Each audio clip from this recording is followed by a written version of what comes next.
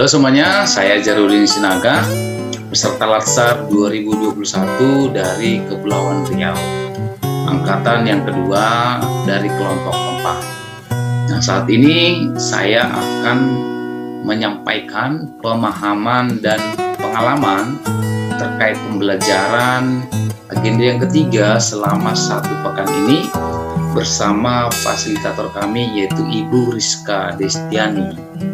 Nah, yang akan saya sampaikan di sini adalah terkait pembelajaran agenda yang ketiga, yaitu bagaimana manajemen ASN, bagaimana whole of government, dan yang ketiga adalah terkait pelayanan publik.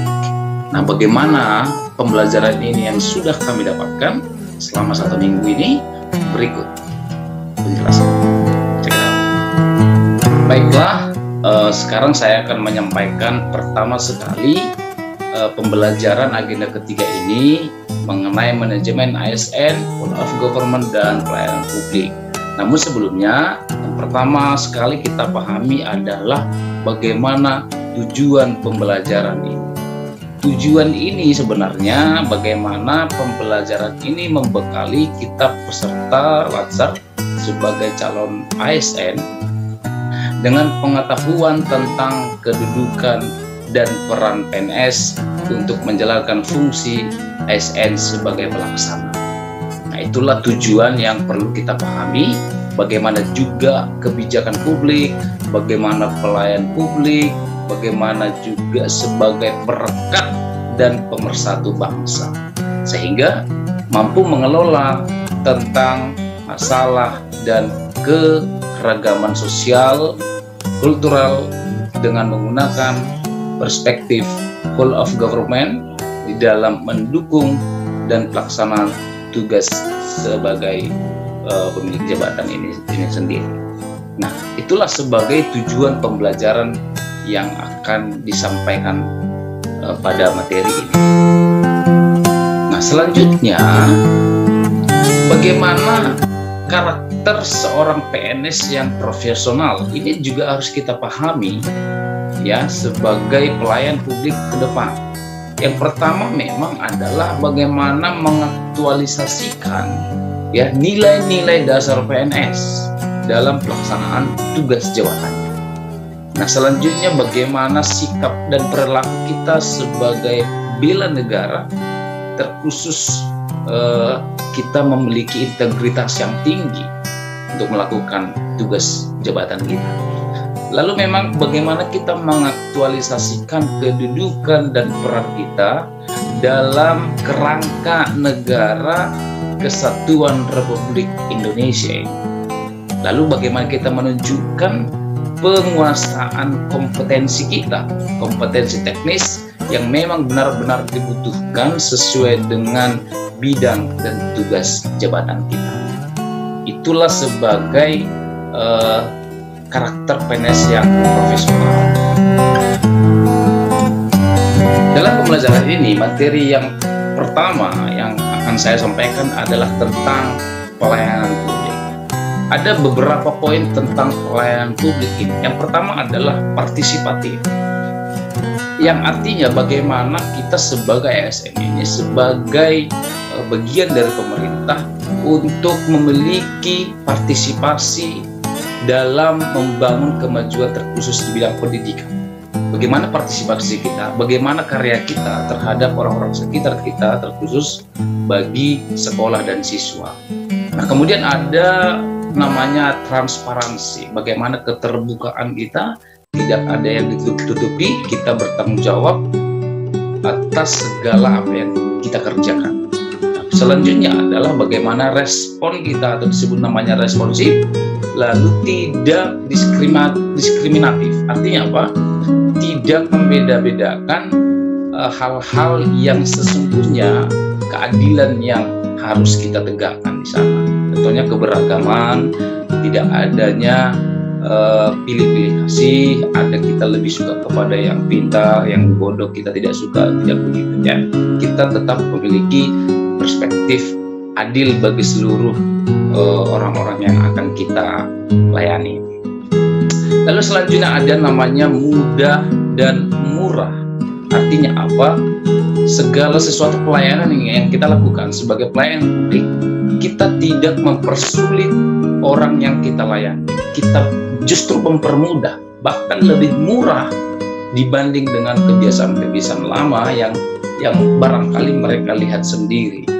Gitu dia kira-kira. Ya, selanjutnya poin yang penting pada pelayanan publik ini adalah lebih efektif dan efisien.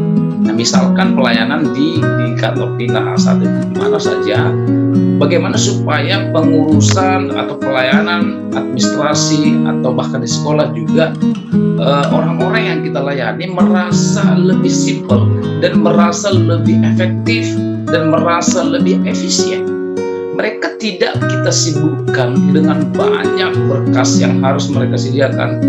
Mereka tidak kita sibukkan dengan banyak hal-hal yang kita buat mereka semakin tidak suka dengan pelayanan kita. Itu bukan pelayanan publik yang profesional. Nah, selanjutnya adalah bagaimana kita mudah dijangkau. Ya, kita mudah dijangkau mereka ini supaya mereka merasa bahwasanya pelayan publik seperti kita ini hadir di tengah-tengah mereka dan mereka merasa, oh iya, kami sungguh-sungguh dilayani. Itu kira-kira. Lalu kemudian ada namanya akuntabel dan bisa dipertanggungjawabkan. Di sini adalah salah satu profesionalitas sebagai pelayan publik. Dan yang terakhir memang adalah berkeadilan. Nah, di awal saya sudah sampaikan adil itu sangat-sangat penting, membuktikan bahwasanya tidak ada diskriminatif dan harus objektif dalam melakukan pelayanan. Kira-kira demikian. Nah, lalu yang kedua, kita masuk ke yang namanya whole of government. Ini artinya adalah bagaimana kolaboratif antara satu instansi dengan instansi lain atau satu lembaga dengan lembaga lain dalam bekerja sama untuk mencapai target dan cita-cita bersama. Nah, ini biasanya dan sering terjadi di negara kita dengan instansi-instansi yang berbeda dalam melakukan capaian yang sudah dicita-citakan. Nah, misalkan saja yang bekerja sama itu adalah instansi Disdukcapil dengan kantor urusan agama. Misalkan ada beberapa daerah sudah menerapkan e-government seperti di Kalimantan Utara yang sudah kemarin kita bahas bersama. Di sana ada namanya program Si Pandu Kilat yang membuat masyarakat tidak lagi berbondong-bondong datang ke kantor Disdukcapil untuk mengurus berbagai administrasi, misalkan akte kelahiran, kartu keluarga, KTP, akta kematian atau akta perkawinan dan lain yang terkait dengan administrasi keluarga. Nah, mereka merasa sangat terlayani, begitu ya.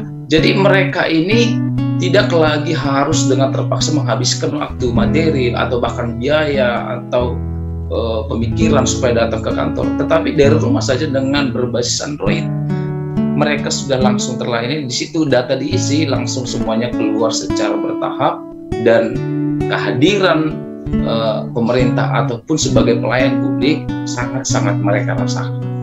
Nah, selanjutnya kita akan masuk ke yang namanya manajemen ASN. Manajemen ASN ini terkait dengan peraturan-peraturan bagaimana di internal ASN sebagai pejabat, apakah itu golongannya yang berbeda, bagaimana perpindahan ASN, bagaimana naik pangkat ASN, bagaimana hak dan kewajiban ASN, semuanya sudah punya aturan dan bagaimana memanajemen ini semuanya. Nah, manajemen ASN ini barangkali sudah ditetapkan berbagai peraturannya. Ya, barangkali ada beberapa yang bisa kita sebutkan, yaitu contohnya sudah ditetapkan pada Permenpan nomor 17, ada juga namanya peraturan BKN, ada juga peraturan pemerintah nomor 11 tahun 2017, sudah diatur juga bagaimana manajemen ASN, juga dengan Peraturan Pemerintah Nomor 17 Tahun 2017 dan tahun 2020, kemudian ada Undang-Undang Nomor 5 Tahun 2014, kemudian ada Peraturan Pemerintah Nomor 96 Tahun 2012, dan ada juga Peraturan Pemerintah tentang Disiplin Pegawai, dan Permendikbud juga sudah telah diatur, dan Permenpan tahun 29 tahun 2016. Nah, semua itu undang-undang yang saya sebutkan adalah secara umum ya, itu mengatur bagaimana seorang ASN dalam tatanan kenegaraan. Di sana sudah diatur bagaimana hak kita sebagai ASN, apakah menerima tunjangan, apakah menerima gaji, apakah kalau misalkan kita pindah bagaimana syarat dan ketentuan, dan juga bagaimana kita sanksi, apakah kita akan diberhentikan jika melanggar aturan-aturan yang berlaku, dan seberat apa sanksinya sudah diatur dalam misalkan dalam peraturan pemerintah tadi dan disiplin pegawai. Dalam manajemen ASN ada istilah namanya merit ya. Merit ini banyak hal yang dilakukan, seperti ada perencanaan, ada kebutuhan pengadaan, ada pengembangan karir, ada promosi dan mutasi.